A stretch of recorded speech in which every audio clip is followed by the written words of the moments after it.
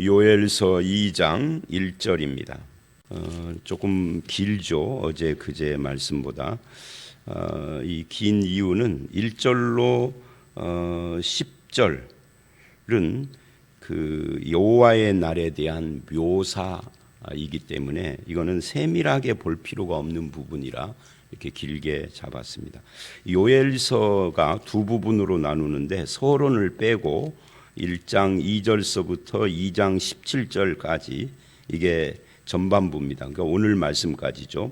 이 상황과 그 상황에 대한 해석입니다. 상황이 뭐죠? 메뚜기 재앙입니다.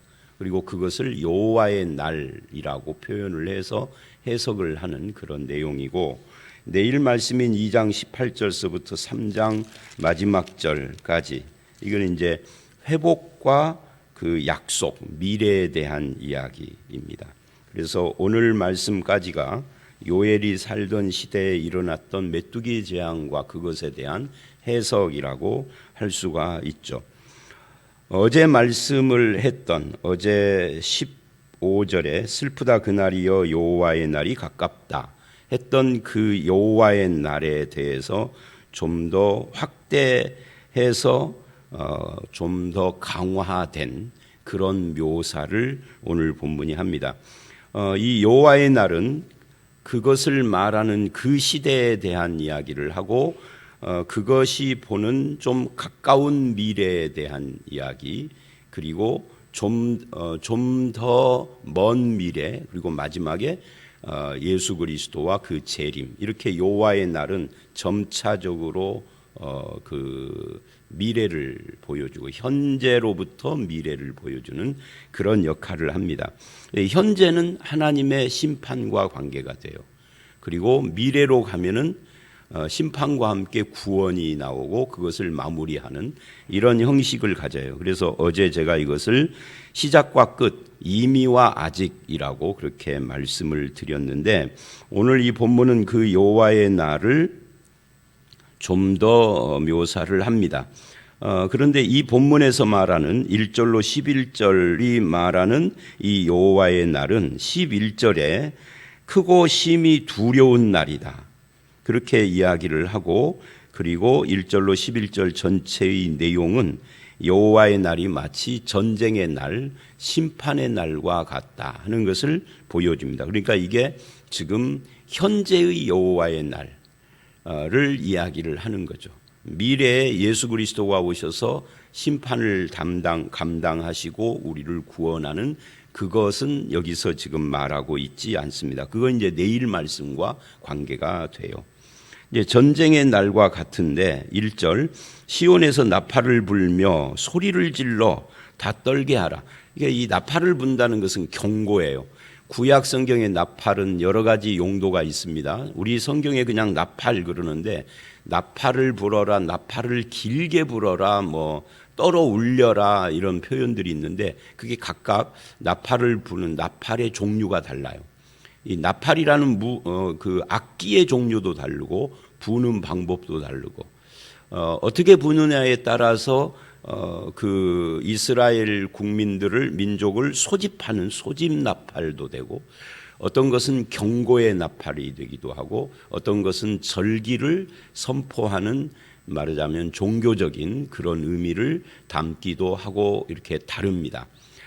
다 같이 나팔이지만 또 히브리어로는 나팔의 이름도 좀 다릅니다. 요벨, 이것은 이제 그 절기 소집하고 관계돼서 제사장들이 부르는 거예요. 소파르, 이것은 일반인들이 갖고 다니기도 하고 또는 경고하거나 소집할 때 쓰기도 하고, 이게 달라요. 우리나라 말로는 그냥 나팔 이렇게 번역을 했죠. 근데 여기서 나팔을 불어라 이것은 경고입니다. 마치 전쟁이 일어나면은 이렇게 나팔을 불어서 사람들에게 경고하는 것, 적군이 온다. 이 파수꾼의 나팔 같은 것이죠. 오늘날은 나팔이 필요 없죠. 방송으로 하니까. 그런 거고 같은 겁니다. 그래서 이 어떤 것을 가지고 나팔을 불어라, 전쟁의 경고를 하느냐면 이게 여호와의 날이 이르고 임박하였다. 그러면서 이제 2절서부터 그 여호와의 날을 표현을 하기 시작을 하는데, 그게 이제 메뚜기 재앙입니다. 그래서 어제 말씀 1장에서는 주로 메뚜기 재앙이 경제적 위기와 함께 그 즐거움, 희락이 말랐다, 즐거움이 말랐다, 이렇게 경제적인 면을 강조를 하면서 그 초점을 거기에 맞췄습니다. 그러면서 회개하라, 돌이켜라, 하나님 앞에 부르짖어라 라고 했죠. 그런데 그런 그 경고를 무시하면 이 경제 문제는 잠시 어려움이 있고 메뚜기가 갉아먹었지만 그러나 좀 어려움을 겪고 시간이 지나면 회복이 되겠죠. 1년이 지나면은 이제 곡식은 다시 뿌리고 다시 나오고 그러니까.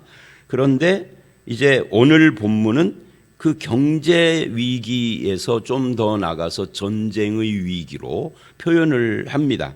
전쟁이 임박했다. 이것을 여호와의 날이 임박했다라고 말을 하고 있는 거죠. 그래서 경고의 나팔을 지금 불고 있는 겁니다. 사실은 우리가 이제 우리나라도 지금 종전이 안 돼 있고 휴전 상태이고 또 뭐 종전을 했던 어쨌든 북한이라고 하는 최대의 위협 국가가 있고 또 잠재적으로는 일본, 중국 이런 나라들이 호시탐탐하고 있어서 항상 전쟁에 대한 두려움을 가지고 있지만 70년이 넘도록 6.25가 끝나고 전쟁이 안 일어나는 이유가 뭐예요? 미국이 있고 또 우리나라 군사력이 계속해서 경제와 함께 증강이 되면서 힘의 균형과 외교, 그러니까 이 군사적 힘의 균형과 외교 이런 것들이 전쟁을 억제한다. 이게 이제 세상이 말하고 있는 전쟁 억제 방법이에요. 그런데 성경은 그렇게 말하지 않습니다. 성경의 시각은 전혀 다릅니다. 외교와 군사 그리고 힘의 균형 이런 것이 아니라 이 세상의 이런 현실은 영적인 의미가 있다. 신앙적인 의미가 있다. 그래서 하나님의 경고를 무시하면은 결국은 그 타락한 그 세상에 대한 하나님의 심판을 면할 수가 없는데 그 하나님의 심판이 질병이나 경제 위기나 그런 것만 있는 것이 아니라 전쟁도 일종의 하나님의 심판의 도구가 된다 하는 것을 보여주어요. 그래서 이제 2절로 10절은 메뚜기 재앙을 군대가 습격한 것처럼 표현을 합니다. 여기에 나오는 그 모든 표현들이 군대 전쟁과 관계된 것 같은 그런 표현이에요. 2절에 어두움이 이야기를 하죠. 어둡고 캄캄한 날이다. 여호와의 날은. 이게 환난과 고통이 임하는 것을 어둡고 캄캄하다라고 표현을 해요. 메뚜기 떼가 하늘을 완전히 가리고 빛을 차단했기 때문에 그래요. 짙은 구름이 덮인 날이라. 이게 실제로는 구름이 아니라 메뚜기 떼가 덮인 거죠. 그런데 그것이 마치 구름이 덮은 것 같이 빛을 다 차단을 했다. 이는 많고 강한 백성이 이르렀습니다. 이 많고 강한 백성은 뭐 아수르나 바벨론 같은 적군이 아니라 이게 메뚜기입니다. 그런데 메뚜기 떼인데 이게 마치 이방 민족의 군대가 몰려온 것처럼 묘사를 한 거예요. 이것은 옛날에도 없었고 이후에도 없으리라. 이게 전무후무한 사건이라는 거죠. 또 3절 불이 그들의 앞을 사르며 불꽃이 그래서 모든 것을 태워 먹었어요. 메뚜기 재앙이 오기 전에는 에덴 동산 같았는데 이건 좀 과장법이죠. 에덴 동산 같지는 않았어요. 사실은 이 가나안 땅은 좀 척박한 곳이죠. 그러나 대조하기 위해서 그 메뚜기 재앙 이전에는 에덴 동산 같았는데 나중에는 황폐한 들같이 그렇게 변해버렸다. 이제 전쟁의 폐허를 말을 합니다. 그리고 4절로 10절은 그 모양, 메뚜기들이 습격한 그 모양을 군대의 모습으로 묘사를 해요. 말 같고 달리는 것이 기병 같고 이제 여기서는 그냥 한숨에 쭉 읽어보십시다. 산꼭대기에서 뛰는 소리가 병고 소리 같고 불꽃이 건물을 사르는 소리 같기도 하고 강한 군사가 줄을 벌리고 싸우는 것 같고 그래서 그 앞에 백성들이 질리고 무리의 낯빛이 하얘지고 그들이 용사같이 달리고 무사같이 성을 기어오르고 메뚜기가 날아다니기도 하지만 높은 성은 기어오른단 말이죠. 근데 그것이 군인들이 적군들이 성을 기어오르는 것처럼 뭐 줄을 이탈하지 않고 제멋대로 자기 길을 가는 것 같지만 일사불란하단 말이죠. 메뚜기 떼가. 그래서 피차 부딪히지도 않고 8절 자기 길로 나아가며 무기를 돌파하고, 그건 무기로 방비할 수가 없는 거죠. 성중에 뛰어들어가며 성 위에 달리며 집에 기어들어가 도둑처럼 창으로 들어가고, 이게 마치 메뚜기 떼를 전제로 하지 않는다 하고 이 본문만 읽어보면 4절로 10절 진짜 전쟁을 자세히 묘사하는 것 같은 그런 모습으로 기록을 했어요. 그리고 이제 10절에 이렇게 이야기를 합니다. 그 앞에서 땅이 진동하며 하늘이 떨며 해와 달이 캄캄하며 별들이 빛을 거두도다. 이 표현은 주목을 해야 합니다. 이 10절. 왜 그러느냐면 이 표현은 여기서 끝나는 게 아니라 신약 성경으로 가면은 곳곳에서 이와 유사하거나 동일한 표현들이 나와요. 신약에는 메뚜기 재앙이 없었는데도. 어떻게 이거를 인용을 하느냐면, 이게 이제 심지어 마태복음이나 이런 데 말고 계시록 같은 데도 이런 표현을 인용을 합니다. 그 인재앙, 대접재앙, 나팔재앙 하는 것을 묘사할 때, 첫째 날, 둘째 날, 셋째 날 이 묘사할 때 이게 10절 이런 표현이 필수적으로 나옵니다. 근데 어떻게 이걸 인용을 하느냐면, 이것이 하나님께로부터 임하는 인류 전체에 임하는 큰 환난과 고통을 이야기를 할 때 이 10절 표현을 합니다. 땅이 진동하고 하늘이 떨며 해와 달이 캄캄해지고 별들이 빛을 거두고. 저는 10대 후반, 10대 중반까지는 교회를 다녀도 성경에 관심이 없었고 그냥 교회 거의 놀러 다니다시피 다녔지만, 10대 후반이 되고 고등학생이 되니까 이제 그때부터는 성경에 대한 관심이 생겼어요. 그래서 이제 그때부터는 설교를 듣기 시작. 심지어 어른 예배도 남이 뭐 참여하라 마라 안 해도 중고등부 예배 끝나면 어른 예배를 자발적으로 참여를 했단 말이죠. 고3 때도 그랬는데, 그때 이런 표현들이 많이 나왔어요. 설교 중에도 본문 중에도. 굉장히 두려운, 그리고 설명하는 분들이 굉장히 두렵게 설명을 하기도 해요. 근데 이제 문제는 뭐냐면, 이게 정말 그러면 예수님이 재림할 때 땅이 진동하며, 이건 지진 같은데, 하늘이 떨면은 어떤 본문에서는 하늘이 종이처럼 말리며 이런 말리며, 또 해와 달이 캄캄해지며, 이거 우주적인 어떤 일들이 막 일어나고 천체가 변동되고 그래서 결국은 어떤 설교하는 분들은 그냥 이 천지 창조 우주가 대폭발 같은 걸 일으켜서 없어져 버리는 이런 묘사도 하고, 되게 이게 정말 그러는가 하고 두렵기도 하고 궁금했어요. 근데 이제 조금 더 나이를 먹고 20대가 되고 20대 초중반에도 이게 뭔지 궁금하지만 확실치가 않았죠. 근데 이제 20대 후반부터 성경을 읽는 게 아니라 공부를 하기 시작을 했죠. 그러면서 보니까 이게 계시록에만 나오는 게 아니라 신약 다른 본문에도 나오고, 거기만 나오는 게 아니라 요엘서에 나왔던 표현을 인용한 거더라고요. 그러니까 이제 천체, 특히 천지 창조된 이 창조계가 대폭발 이런 게 아니고, 하나님의 심판, 하나님께서 마지막 심판하시는 그 재앙, 심판 직전의 환난과 재앙을 이렇게 묘사를 한 거죠. 실제로 태양이 가려워져서 여러분 태양이 빛을 잃으면 어떻게 되죠? 빙하기가 와요. 빙하기가 와. 그런 일을 지금 말하는 것은 아니다. 메뚜기, 수천만 마리의 메뚜기가 공중을 붕붕붕 날아다니는데 밑에 있는 사람이 보면은 태양이 가려져가 캄캄해지는 그런 걸 지금 이야기를 하는데 그걸 마태복음이나 계시록이 인용을 해서 하나님께로부터 오는 환난을 표현을 묘사를 했다. 그러니까 묘사하고 실제하고 이 차이를 구분을 잘 못하는 거죠. 자, 어쨌든 이 10절이 이제 결론적인 이야기예요. 이 전쟁같이 묘사를 쭉 해서 마지막 그런 묘사를 하고 그렇게 지나갑니다. 그래서 어떻게 해야 될 것인가?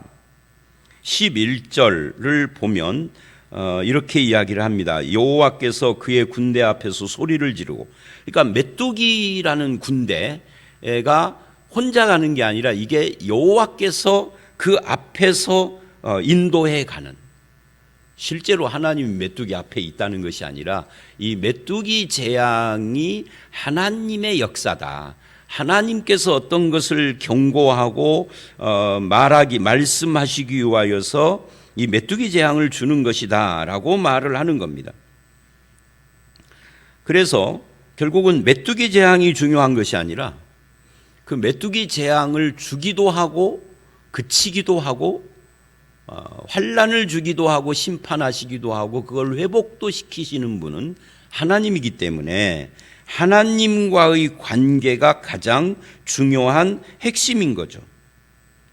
그래서 이제 이 12절을 가면 너희는 이제라도 울며 애통하며 마음을 찢고 베옷을 입고 뭐 이런 이야기를 하고 1장 14절 같은 데서도 그렇게 이야기를 했습니다. 너희는 이제라도 금식하며 부르짖으며 여호와께 그렇게 하라. 그러니까 결국은 어떻게 할 것인가 하는 것은 공통적이죠. 하나님 앞에서 울며 부르짖으며 회개하고, 지금 우리의 이제 이걸 적용으로 말하면 우리 삶이 메뚜기 재앙이 온 것처럼 뭐 다 갉아먹은 것처럼 내 인생이 황폐해지는 것을 느낀다면, 그럼 어떻게 할 것인가 할 때 이리저리 동분서주하고 막 이렇게 하고 뭐 인간의 힘으로 무엇인가를 해보려고, 물론 아무것도 안 하는 것보다 낫겠지만 신자라면 먼저 하나님 앞에서 자기를 돌아보고 하나님 앞에서 부르짖으며 기도하고 회개할 것이 있으면 회개도 하고 그렇게 해야 하는 것이죠. 하나님 앞에 무릎 꿇고 하나님 앞에 기도하고 이것이 먼저다 하는 거예요. 왜? 이 메뚜기 재앙을 맨 앞에서 이끌어 가시는 분이 하나님이시니까. 그리고 그렇게 하는 것으로 끝나는 것이 아니라 하나님 앞에 소망을 두어야 하는 거죠.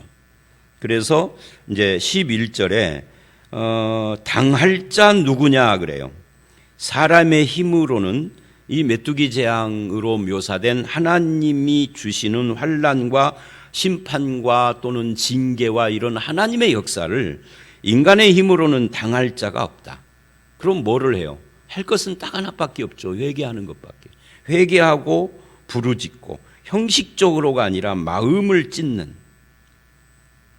그래서 이 날은 고난과 갈등과 재앙과 환난의 때인데 한편 회개하는 자들에게는 그 재앙이 축복으로 변하는 그런 경험을 하는 일종의 오버레이, 중첩된 날인 거죠. 회개치 않는 자들에게는 환난의 날이지만 회개하는 사람에게는 거기서부터 회복이 임하는, 그래서 오버레이 되는 그런 날이라고 말할 수 있습니다. 이게 여호와의 날입니다. 성도들은 회개하고 하나님을 믿음으로 구원의 복을 받고 하늘의 신령한 복을 누리는 자가 되는 거죠. 이런 환난이나 인생의 어려움이나 이런 것들이 없으면 하나님을 믿을 사람 거의 없어요. 그죠? 모태신앙에서부터 태어나니까 내가 예수 믿는 집안에 그냥 아기 때부터 내 의사와 상관없이 안겨가지고 교회를 다녔다. 이런 사람들 빼놓고는 어째서 교회를 다니게 됐나요? 친구 따라왔습니다. 이웃에 전도받았습니다. 하지만 인생의 곤고함이 없으면은 귀등으로도 안 들리는 거죠.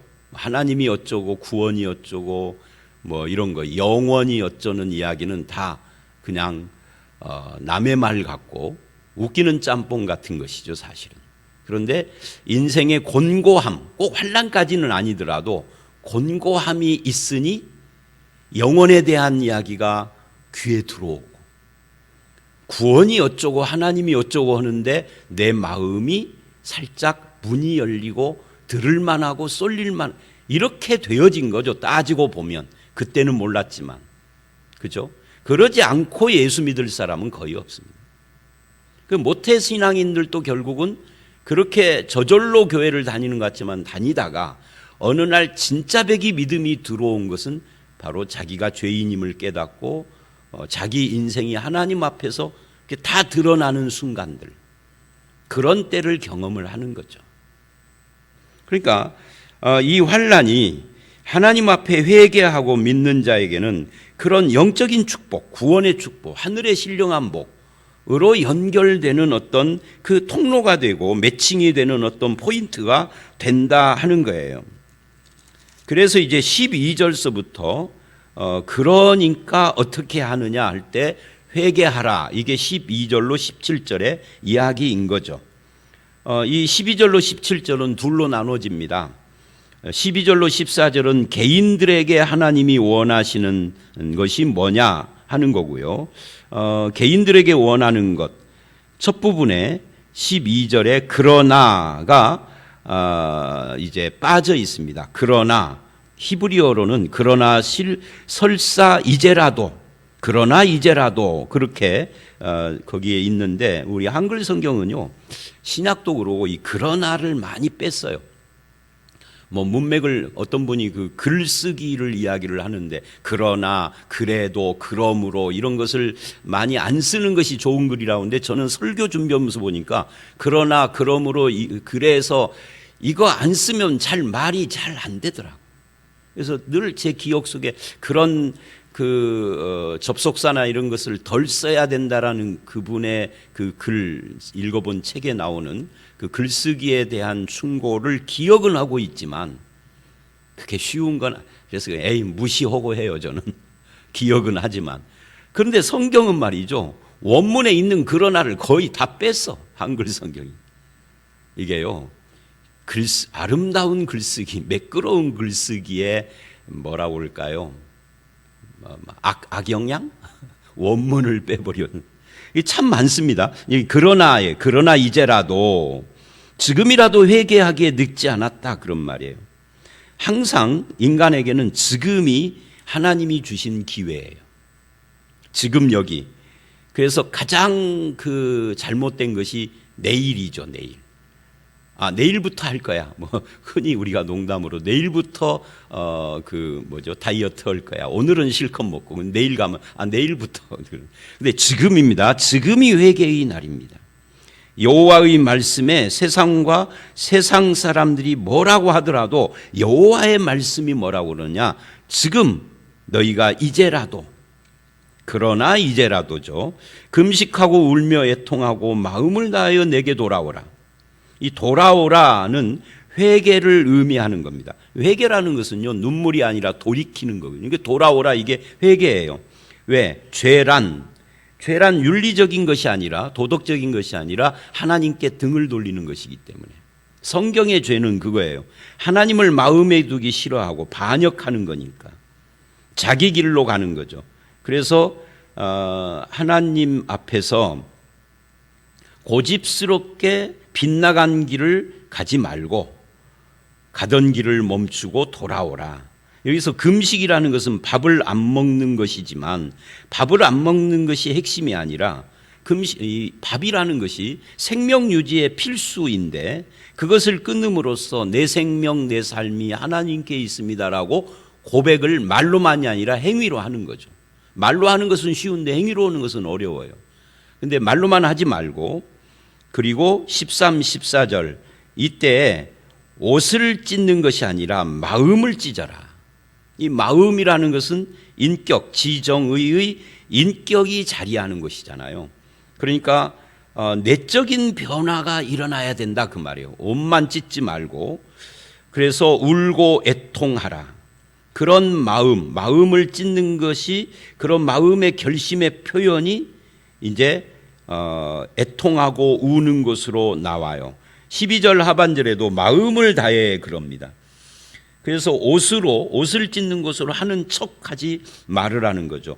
굳어진 마음을 깨트리고 하나님께로 돌아오라. 이 13절 사죄의 기초가 사실은 하나님께 있죠. 하나님의 성품이 은혜롭고 자비롭고 노하기를 더디하시고 인애가 풍성하신 분이다. 그래서 금식 행위나 옷을 찢는 행위가 아니라 마음을 찢는 것이 중요하다. 그 인애가 풍성하신 하나님, 혹시 14절 누가 알겠느냐? 그러면 너희가 아무리 큰 죄를 지어서 환난을 당했어도 하나님께서 너희를 고치실지 누가 알겠느냐? 너희가 이제는 회복돼서 소제와 전제를 드리게 될 수 있을지 알겠느냐? 누가 알겠느냐? 이거는 알 수 없다 또는 미지수다 이런 뜻보다는 오히려 그렇게 해야 한다를 강조하는 거예요. 그리고 15절로 17절은 12절로 14절이 개인적으로 하나님께 돌아오고 회개하고 마음을 찢고 하는 그런 것뿐만이 아니라 공동체적으로. 그래서 나팔을 또 불죠. 앞에 나팔은 경고의 나팔인데 여기는 소집 나팔입니다. 소집의 나팔을 불어서 금식일을 정하고 성회를 소집하라.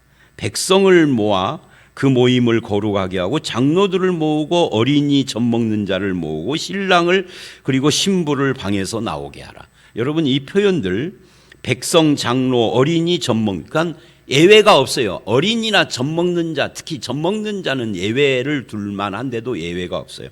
신랑, 신부 이것도 재미있습니다. 구약의 율법은 전쟁이 일어나도 신혼부부, 신랑과 신부는 그 전쟁을 면제해 줍니다.